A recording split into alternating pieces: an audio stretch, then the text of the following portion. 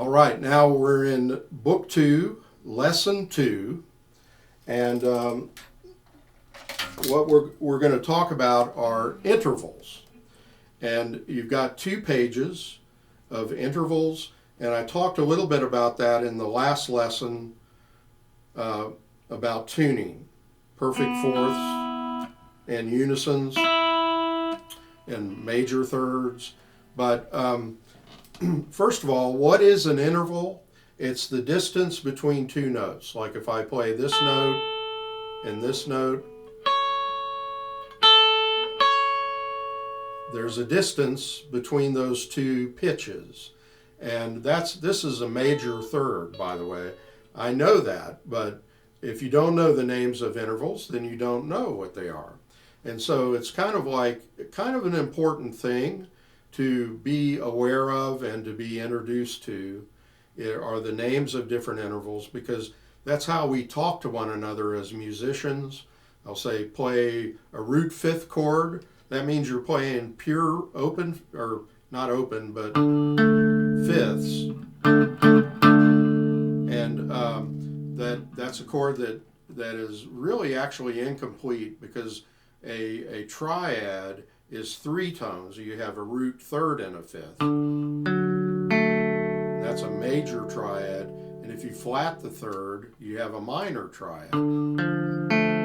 So that's one of the differences between major and minor. You have a major 3rd and then a minor 3rd, but the root and the 5th are the same on both chords.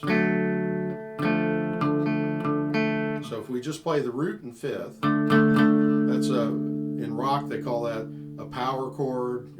I never liked that term, but it's here to stay, I believe. Power chords, and some people call them root 5th chords. So you're just hitting roots and 5ths. Sometimes you'll double the root. That's an octave higher than the root. Sometimes you'll play all 6 strings and it's all roots and 5ths. Like if I play this, that's all E's and B's. E, E, B, E, B, E. Now, there's different ways of playing root 5th chords, but that's another interval, and often you use them. So it's good to know what they are. It's good to know what octaves are.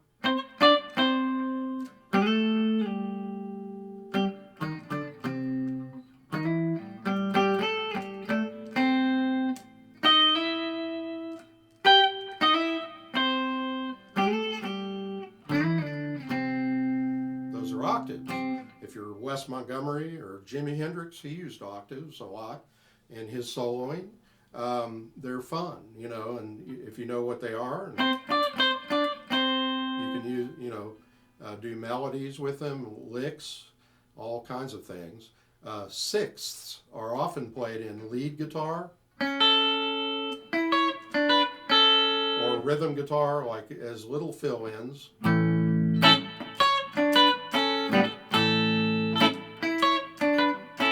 Especially in R&B, like Brown Eyed Girl. I'm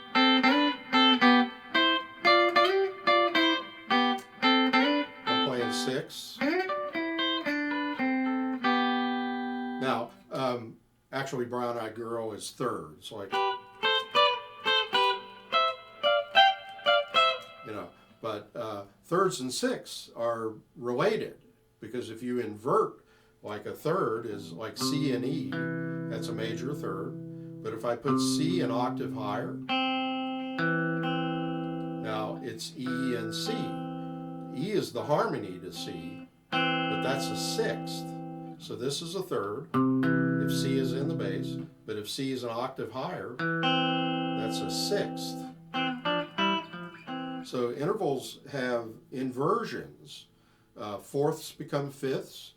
Seconds become 7ths, and thirds become 6ths, and unisons become octaves. Like you hit 2 notes together that are in unison, and then you put one of those 2 notes up an octave, and you got an octave.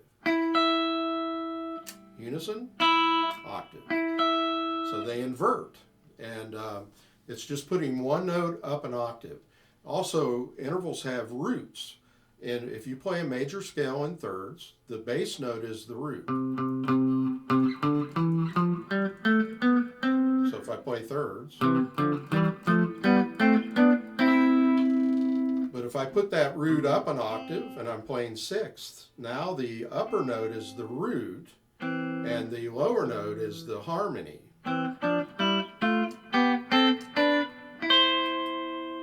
Okay? So sixths are used a lot in lead guitar, like the great Texas blues man Johnny Winter. He used sixths a lot. Eric Clapton used them in Cream, and it's an R&B thing, you know, like.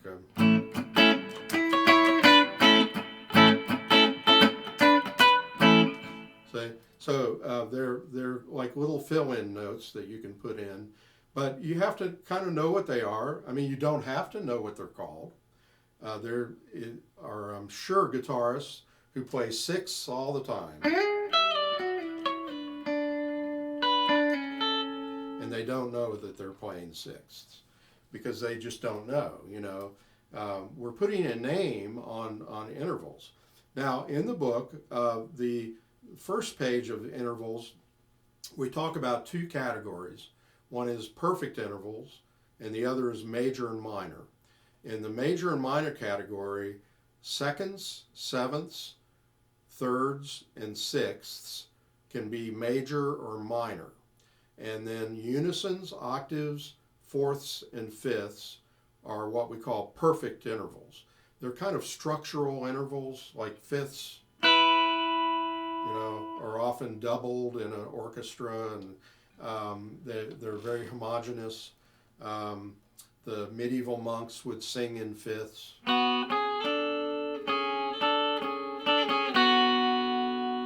they would sing in fourths, which are perfect.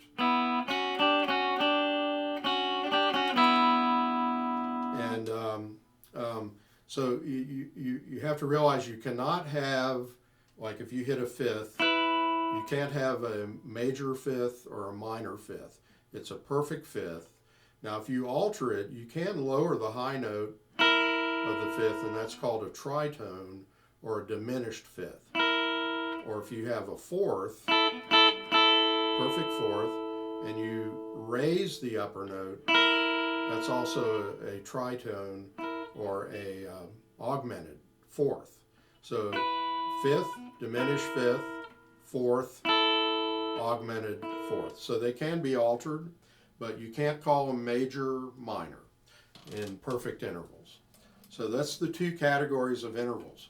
Now, on the chart, you'll see a fretboard chart in my book, and it goes, we're going up to the 12th fret on one string.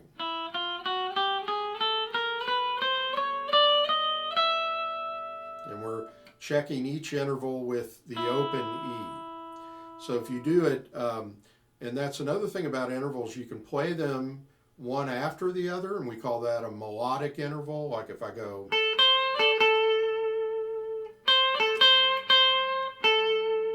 like a blues lick like that, that's a minor third, and I'm playing it one after another. But if I play it more like a rockabilly guy, like,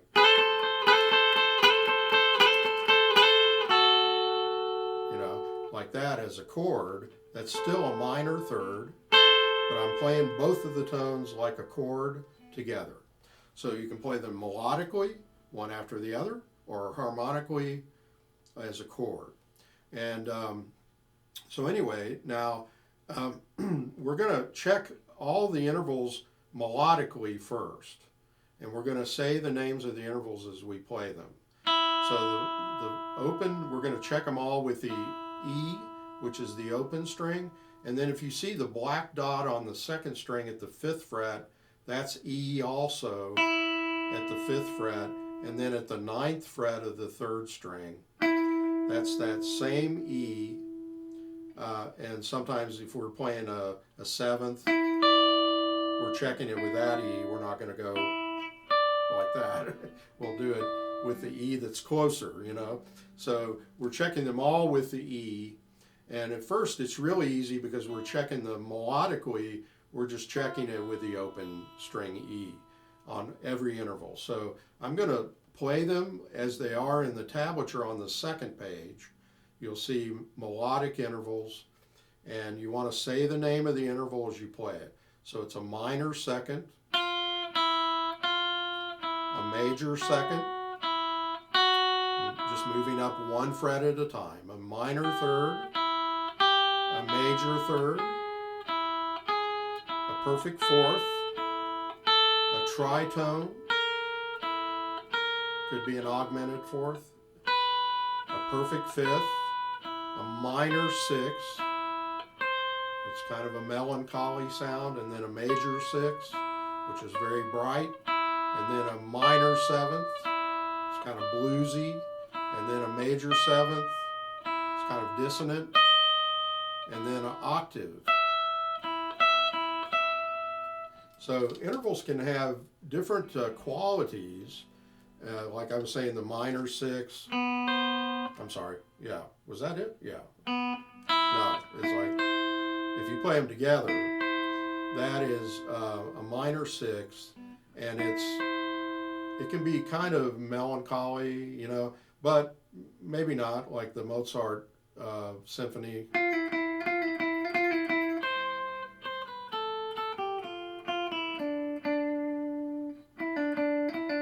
You know, you can, sometimes melodies will help you remember intervals, and that's how I always remembered a minor sixth, was the Mozart, that leap up to the sixth. That's called a wind-up, actually. You know, I'm getting off, but in a melody, often you have a wind-up and then a leap to a higher note, and that's a minor sixth. And like in the tuning video, we talked about fourths. It sounds like the wedding march, right? That's perfect fourths. I always related it to rock songs like Louie Louie, you know, like.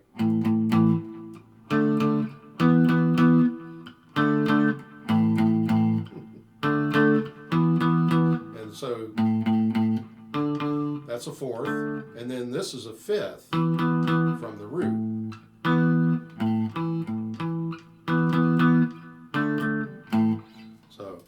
When I was in music school, we were tested on intervals. We had to sing a fifth, or we had to, the pianist would, the professor would play a minor sixth, and I would be thinking of that Mozart quote. And so little things like that can help you remember the sound of these intervals. But when you're playing them, always say the names of the intervals, get that in your head. Again, I'll do it again. It's minor second, major second, minor third, major third, perfect fourth, sorry, it's been a long day, tritone, perfect fifth, minor sixth, major sixth, minor seventh, major seventh, perfect octave. And then I'd like to also talk about, you have different degrees of consonants, that's homogeneous good sounds, like settling sounds, and dissonance in intervals. Like if you hear a major third, it's very sweet. And if you, two singers singing in harmony, sounds wonderful if they're singing in thirds.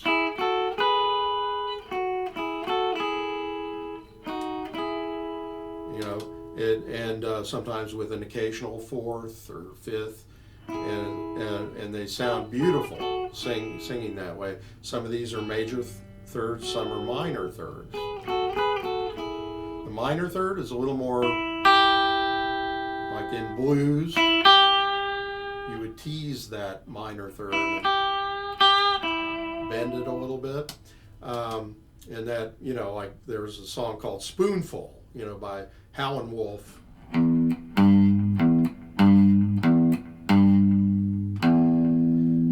always use that to recognize if I heard a minor third. But you have the consonant intervals, and then you have dissonant intervals. Listen to this. Or this. Or this. You know, this is a minor second, which is 1/2 step wider than a unison. Unison is very pure. Minor second's extremely dissonant. And a major seventh, like here's an octave. It's only 1/2 step difference from an octave. And it's kind of dissonant. You know, it's kind of, if you hear that in a movie, you know that it's not a happy scene. You know, it's either a mysterious scene or somehow diabolical, or tritone, which is an augmented fourth.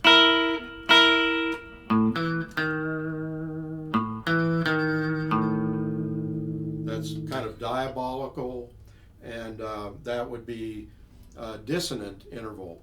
But again, let me play a major seventh. You think that's kind of sour, you know. But if I play it in a major seventh chord, it's beautiful. So you think, well, that dissonance is in there. But when I play it with the other consonants, think of it like cooking. You know, when you cook a dish, if you're doing, especially you say a Mexican dish, you have consonant things like meat and cheese, or in my case, I'm a vegetarian, so I would use Impossible Burger, maybe, and cheese. And then I'd put cayenne pepper or hot peppers like a habanero pepper, cut it up and put it in there. And that's your dissonance, that's your spicy sound. So you have the consonants, you have the homogeneous, and then you have the spicy. There's certain things you don't mix, like I probably wouldn't put cayenne hot pepper on a chocolate cupcake. Now, maybe some people would like that. I don't even like the thought of it, so I wouldn't do that, you know. But I would put cayenne pepper on taco, you know, or I would put, you know, habanero peppers. They're very hot, so you have to be careful how much you use, unless you can just tolerate a lot of heat. And then you mix it with things that are not hot, and the mix of the whole thing is like cooking, you know. And so you have combinations of intervals, like a tritone, like that. Now, if you play that in a seventh chord, you don't really hear the tritone. That's a tritone, but it's a part of what we call a dominant seventh chord, which is the seventh chords you use in blues. And so intervals have different qualities and different levels of consonance and dissonance. Definitely fifths or fourths, like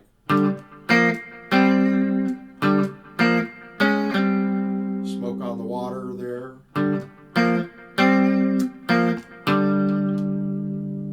But if I'm, playing, like sometimes like a minor seventh is a little bit dissonant, like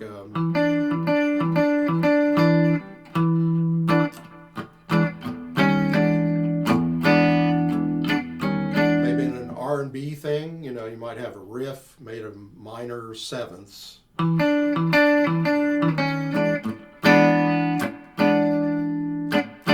then you might do sixths.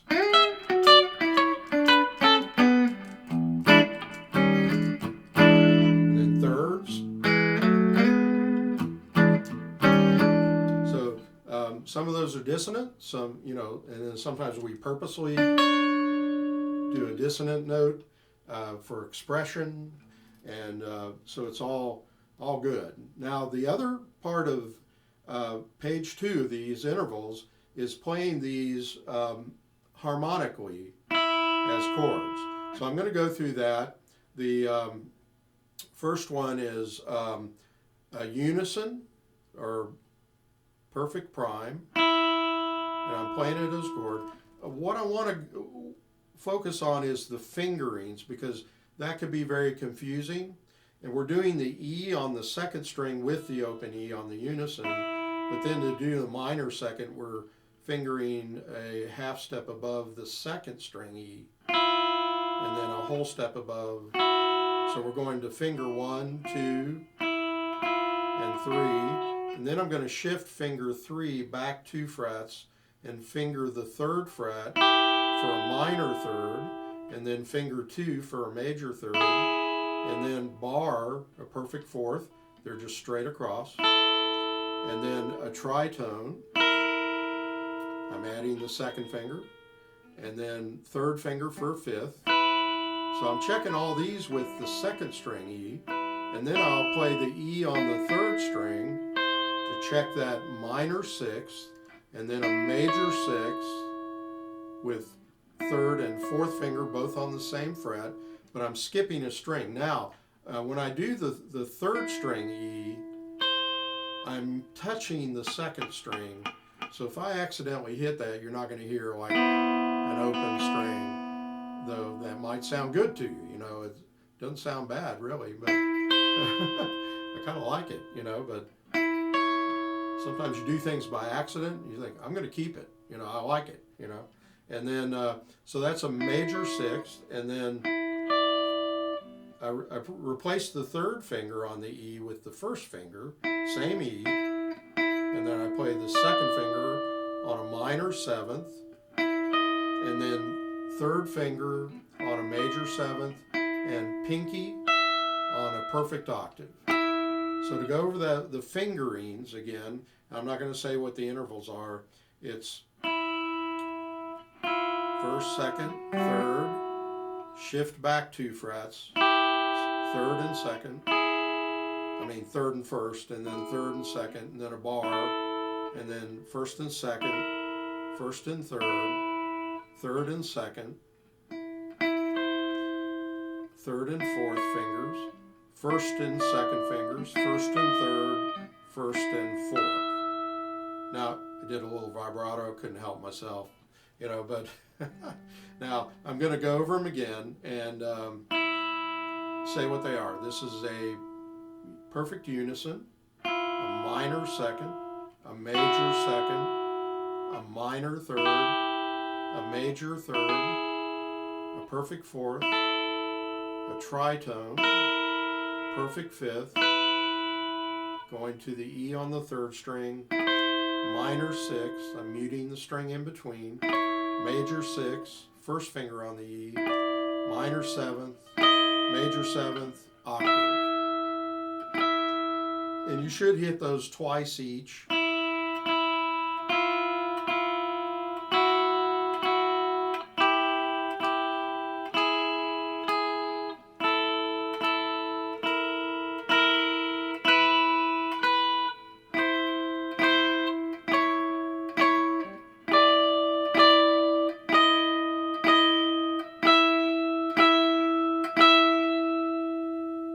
Again with the vibrato, and I should have said, you know, like when I'm talking about dissonances, when you hit them as a chord and harmonically, you'll hear the dissonance probably more than if you did harmonically, because that could be part of a scale, you know, like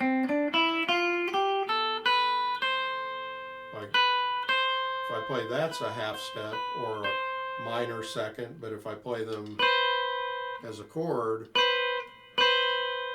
very dissonant. So if you play them melodically, they're less dissonant than if you play them harmonically often.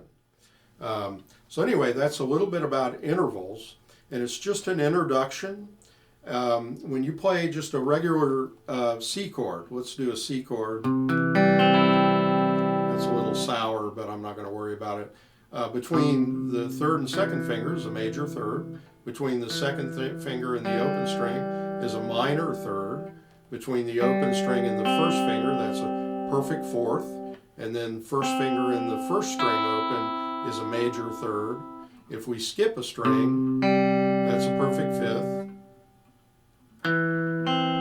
That's a minor 6th, major 6th. And if we skip 2 strings, that's an octave. sorry.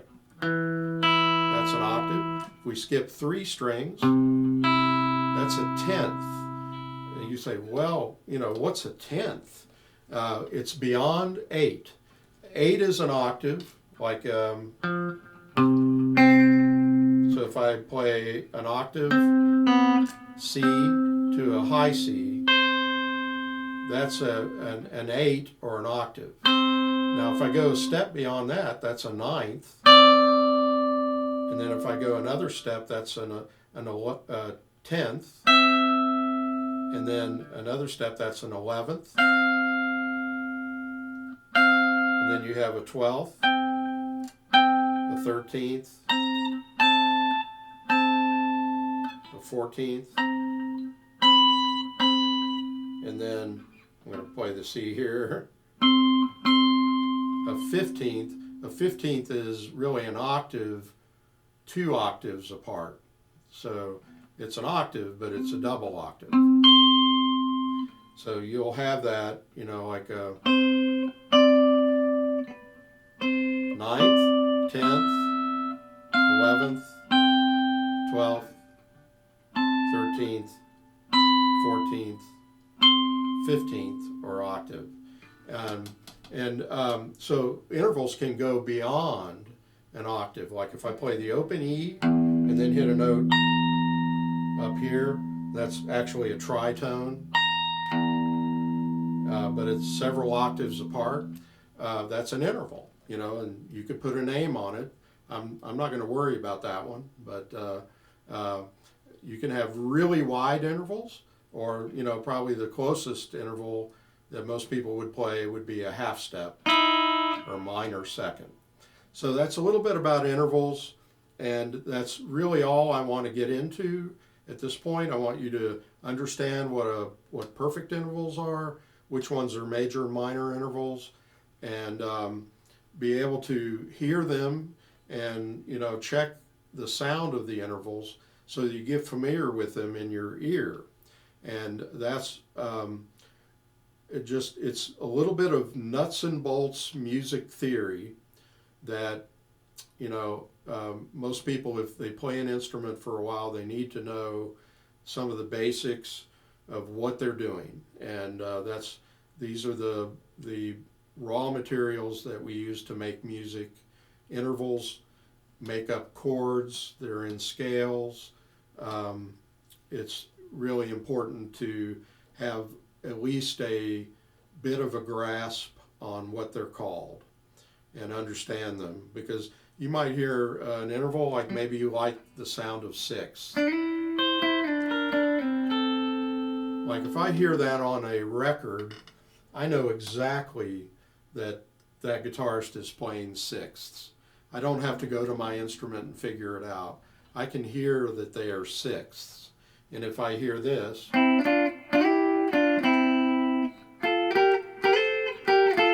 know that those are thirds. And if I hear this, like I know those are tenths, which are like a third plus an octave is a tenth. And they're really basically thirds, but they're an octave, an extra octave apart. Like Blackbird, Paul McCartney song. So I can hear that, and I can hear the tenths in another song and also recognize them. So there's a classical guitar piece that starts out in tenths. Lagrima by Tárrega.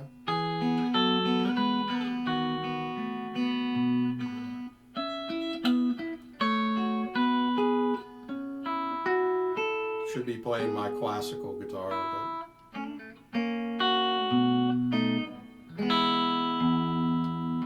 but those are tenths. Okay? So you learn to recognize them because you've played them. And if you play them enough and you know what they're called, then that really helps when you're communicating to another player. You can say, well, play sixths.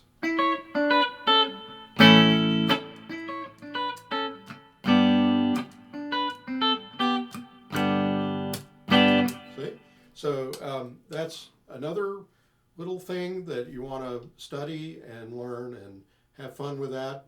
Subscribe to YouTube, John Hedger Guitar Studio, and like John Hedger Guitar Studio on Facebook. Thank you so much.